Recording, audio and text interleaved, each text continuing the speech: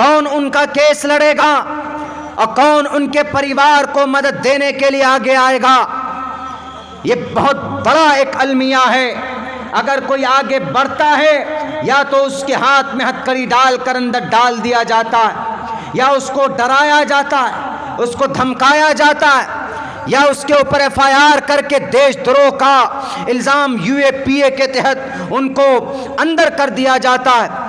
اور ہم لوگ کچھ دن تک پروٹیسٹ کرتے، احتجاج کرتے ہیں کہ ریلیز فور فلاں، ریلیز فور فلاں، فلاں کو ریلیز کیجئے، فلاں کو چھوڑیے۔ ہفتہ دن 10 دن کے بعد پھر ہمارا وہ آندولن، وہ پروٹیسٹ بھی ہم ڈسٹ بن میں چلا جاتا، اس کے بعد ان کی زندگی تباہ ہو جاتی۔ نہیں میرے بھائیوں، بزدل بننے کی ضرورت نہیں ہے۔ واللہ احق ان تخشوا، اللہ سب سے زیادہ حقدار ہے کہ ہم اللہ سے ڈریں۔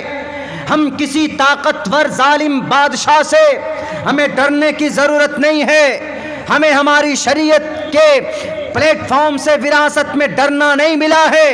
ہمیں اللہ تبارک و تعالیٰ نے کہا ہے کہ میری بندگی کرو، میری اطاعت کرو، اور حق بات اگر بولنے کی ضرورت پڑ جائے کسی مکھیا ممبر MPs کے سامنے میں، کلمت حق جائر عند سلطان جائر، کلمت حق، حق بات کہہ دو، چپ مت ہو، خاموش مت بنو، اپنی زبان کا استعمال کرو۔ حق بات بولنا جہاں پر ضروری ہے وہاں پر حق بات کہو، جہاں پر خاموش رہنا بہتر ہے وہاں پر خاموش رہو۔ ادعو الی سبیل ربک بالحکمت والموعظۃ الحسنہ۔ لیکن نہیں، آج ہم مسلمان تو خود ہمیں مکمل طور پر پتہ نہیں کہ وی آر اے کمپلیٹلی مسلم، ہم سچے ہم مکمل مسلمان ہیں بھی کہ نہیں، پتہ ہی نہیں چلتا۔ مشرہ نہ تو ہمارا کوئی لباس ہوتا ہے، نہ ہمارا طور طریقہ مسلمانہ ہوتا ہے، نہ ہمارے اخلاق بلند ہوتے ہیں۔ اپنے بیچ میں بھائی چارے کا جو ماحول ہونا چاہیے تھا وہ بھی نہیں ہے۔ کون مدد کرے گا آپ کی؟ India is a democratic country, جمہوری ملک ہے، یہاں پر آپ کو تو کھڑا ہونا ہوگا، سارے مائنورٹیز کے ٹوٹل، آدیواسی ہو، مسلمان ہو، but the first of all the Muslim قوم، مسلمانوں کو should be united against the anti of Muslim enemies of Islam۔ اسلام اور مسلمانوں کے جو دشمن ہیں ان کے خلاف آپ کو تو کھڑا ہونا ہوگا، ان کے لیے تو آپ کو اپنی آواز بلند کرنی پڑے گی۔ میرے بھائیوں، محمد الرسول اللہ نے ابو جہل کے سامنے میں، محمد الرسول اللہ نے عتبہ، شیبہ، ولید، حنظلہ، مغیرہ کے سامنے میں، آپ علیہ السلام خاموش نہیں تھے، آپ ڈرے نہیں کسی سے، آپ نے پوری وقار کے ساتھ، پورے شانتی کے ساتھ، پورے امن کے ساتھ، پرامن طور پر اللہ تبارک و تعالیٰ نے اللہ کی وحدانیت کا پرچار کیا۔ لیکن جب ضرورت پڑی ہے کسی باطل کے سامنے کھڑے ہو کر تلوار بلند کرنے کی، تلوار سے ان کے مقابلے کی، تو آپ پیچھے نہیں ہٹے ہیں۔ محمد اچھی بات کرنا بھی جانتے تھے، محمد الرسول اللہ گلے سے بھی لگاتے تھے، محمد الرسول اللہ جھڑکتے بھی تھے، محمد الرسول اللہ بڑے نرم دل بھی تھے، محمد الرسول اللہ شفقت اور محبتانہ ان کا معاملہ ہوا کرتا تھا۔ لیکن جب ضرورت پڑ جاتی تھی تو آپ علیہ الصلاۃ والسلام کا جواب ہے، جب عتبہ، شیبہ، ولید، حنظلہ، مغیرہ آئے کن کے پاس؟ ابو طالب کے پاس، کہ ابو طالب تمہارا بھتیجا یہ کون سا نیا دین لایا ہے، یہ کون سا نیا قانون ہے، یہ کون سا نیا سسٹم ہے؟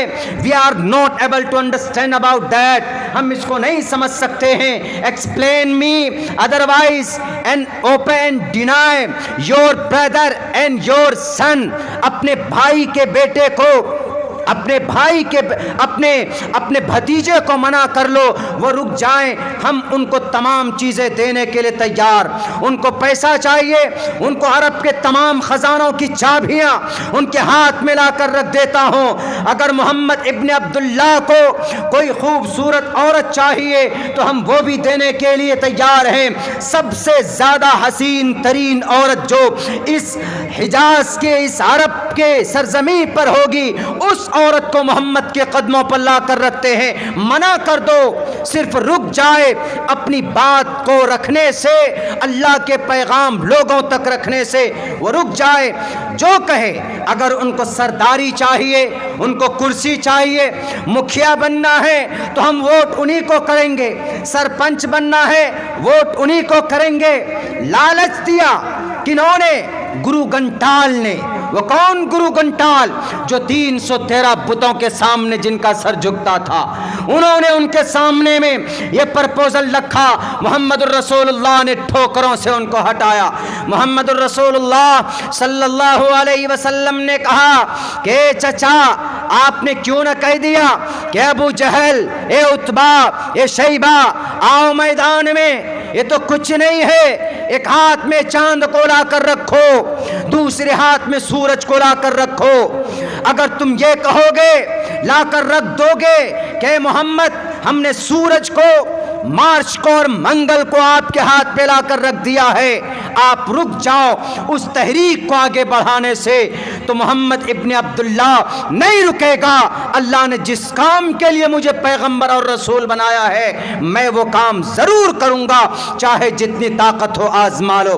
یہ تھے محمد، ڈرتے نہیں تھے، گھبراتے نہیں تھے۔ آج تو ہم مسلمان یا تو اپنی بات رکھنے سے ڈرتے ہیں، اور سب سے بڑی بات یہ ہے کہ اتنی بڑی نوجوان ینگ جنریشن کا اتنا بڑا طبقہ ہمارے اس ملک کے اندر موجود ہے، لیکن وہ بددین ہے، وہ بے دین ہے، and they don't know completely the history of the Islam and who was the Prophet Muhammad sallallahu alayhi wasallam, and when was born the Prophet Muhammad sallallahu alayhi wasallam, where was born the Prophet Muhammad sallallahu alayhi wasallam, and we don't know. ہم نہیں جانتے اور نہ ہم جاننے کی کوشش کرتے۔ میرے نوجوان ساتھیوں، آپ کے خون کے اندر جو گرمی ہے، اس کے اندر اور حرارت پیدا کرنے کے لیے آپ کو اپنے اسلام کی تاریخ کو پڑھنا ہوگا، محمد الرسول اللہ کے اتہاس کو پڑھنا ہوگا۔ دنیا کے اندر سب سے بہترین نسل، سب سے بہترین حسب و نسب سے محمد الرسول اللہ صلی اللہ علیہ وسلم تھے۔